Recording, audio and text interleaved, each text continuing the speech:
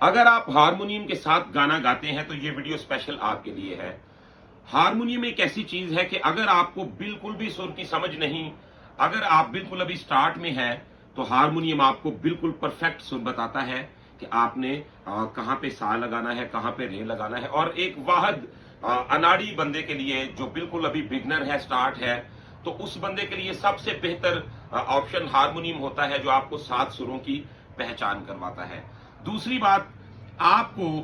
कुछ लोग कहते हैं कि हारमोनियम के साथ गाने से ये होता है, हारमोनियम के साथ गाना नहीं चाहिए या तानपुरे के साथ प्रैक्टिस करनी चाहिए। तो क्या आप जानते हैं कि तानपुरा आपको एक सुर तो दिखा देता है, लेकिन दूसरे सुरों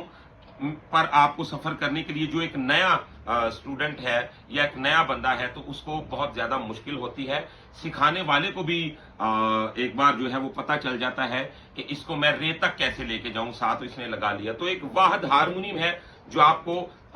7 के 7 सुर सरगम में बता देता है, और 12 सुरों तक भी आप इसको आहिस्ता आहिस्ता जैसे जैसे प्रैक्टिस इस पे करते हैं तो ये आपको बताता है। दूसरी बात, हारमोनियम के साथ गाने वाला जो गवैया होता है और जो बगैर हारमोनियम के गाता है, इनकी सूझ में बहुत फर्क होता है और इनकी इरादेबाजी में भी बहुत फर्क होता है, क्योंकि हारमोनियम वाले को बिल्कुल ऐसे पानी की तरह सुर दिखाई दे रहे होते हैं, और जो दूसरा गवैया होता है वो मेहनत प्रैक्टिस करके कुछ याद कर लेता है, लेकिन जैसे इरादे ताजा तरीन और अच्छे ख्यालात एक हारमोनियम बजाने वाला रखता है, वो एक नॉर्मल बंदा नहीं रखता। और तीसरा जो पॉइंट है, आप यहां से सबसे बड़ी मिसाल आपको दे देता हूं कि आप देख लें जितने भी बड़े फनकार हुए, जैसा कि उस्ताद गुलाम अली खान साहब, उस्ताद मेहदी हसन खान साहब,